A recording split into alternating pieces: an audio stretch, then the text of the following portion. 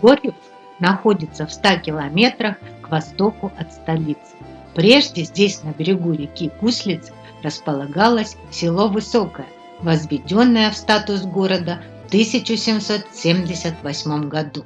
Еще в 17 веке в дремучих лесах селились беглые староверы, поповцы, прославившие затем местность нарядным книжным орнаментом, медным литьем, прекрасной резьбой по дереву и иконописью. Золотым периодом в истории города принято считать время, когда городским головой был местный промышленник Никифор Михайлович Бардыкин. Никифор Михайлович управлял городом 3 десятилетия. Музей в Егорьевске начал создаваться по инициативе и на средства сына Никифора Михайловича, егорьевского текстильного фабриканта Михайловича Бардыгина. Украшением музейной коллекции стали лучшие образцы изделий стекольных заводов России XVIII – начала XX века. Дядьковский хрустальный завод выпускал в XIX веке посуду с алмазной гранью, гравировкой из цветного и бесцветного стекла.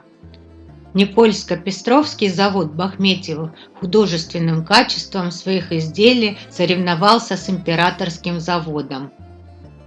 Полувековая деятельность Милятинского завода графа Орлова оставила яркий след. Здесь производили стеклянные изделия различных цветов. В собственности музея предметы из синего, фиолетового стекла с узором из белой эмали.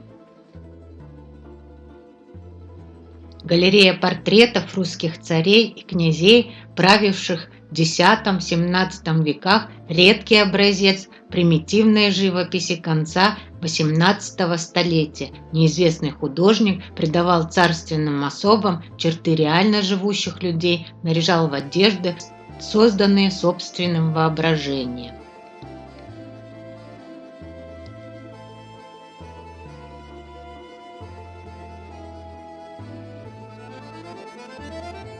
Гордость музейного собрания – гжельская керамика XVIII-XIX веков. В коллекции есть изделия из всех видов материалов, с которыми когда-либо работали в Гжеле: майолика, полуфаянс, фарфор и тонкий фаянс, в том числе знаменитый бронзовый товар фабрики Тереховых и Киселева, покрытый золотистым люстром. В зале представлены изделия наиболее значительных производств России, заводов Афанасия Гребенщикова, братьев Корниловых, Герднера, фарфоровой империи Кузнецова.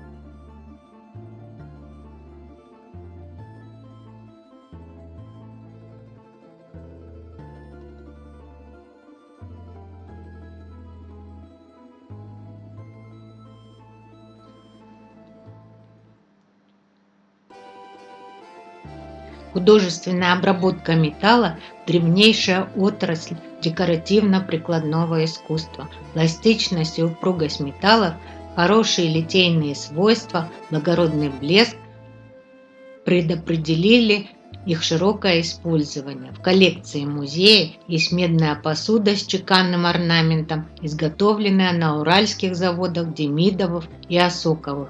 Первые русские самовары – скульптура Кослинского чугунолитейного завода. Большая редкость в музейных собраниях – оловянная посуда, которой наряду с золотой и серебряной сервировали в XVIII веке стол для парадных царских и патриарших приемов.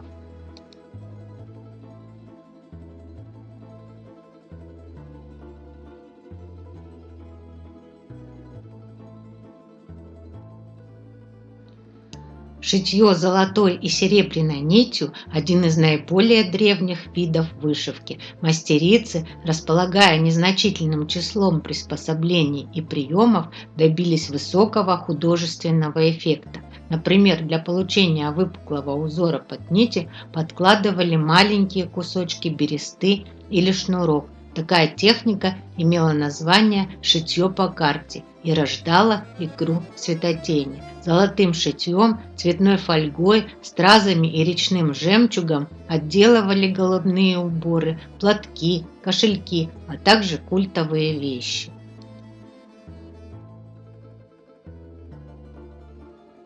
Егорьевский музей – неоднократный победитель всероссийского конкурса «Меняющийся музей в меняющемся мире» и номинант премии «Европейский музей года 2010». Комплекс зданий бывшей фабрики братьев Хлудовых. Комплекс построен во второй половине XIX – начале XX века. Башня с часами имеет народное название Егорьевский Биг Бен. Также стоит отметить, что часы на одной из сторон отсчитывают время в обратном направлении. На месте, где находилась колокольня собора Успения Пресвятой Богородицы, взорванного в 1935 году, установлена символическая звонница.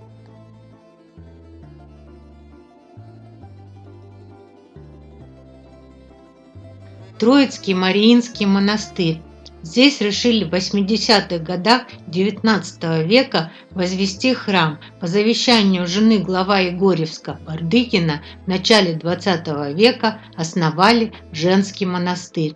Первой настоятельницей стала игуменья Олимпиада. При ней и появился уникальный монастырский комплекс, завораживающий своей архитектурой, величием и великолепной отделкой. Храм, корпус келейный, богадельня, ограда с воротами и башнями, святые ворота с хозяйственной постройкой признаны памятником архитектуры и являются главной достопримечательностью города.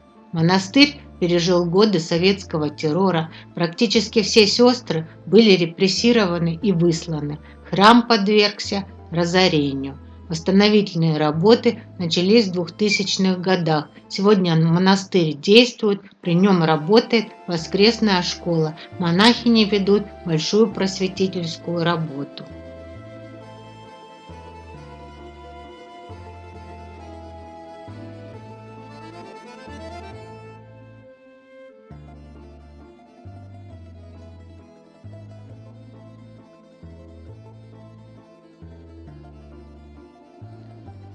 Собор Александра Невского, величественный белоснежный собор, было решено возвести в 1877 году.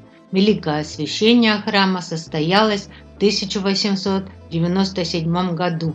Архитектор Каминский. Огромный вклад в строительство внес глава города Бардыкин. В начале XX века храм решили расширить и пристроить к нему трехъярусную колокольню. Колокольню построили, а завершить проект помешали события 1917 года. Как многие православные храмы, собор Александра Невского был практически уничтожен.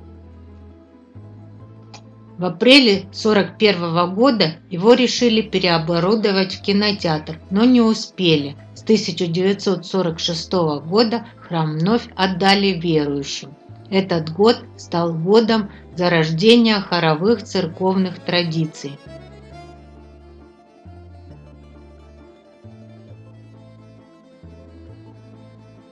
Возрождением храма можно считать 1988 год, когда в Егорьевске вновь разрешили звонить в колокола. Только колоколов на колокольне к этому времени уже не было.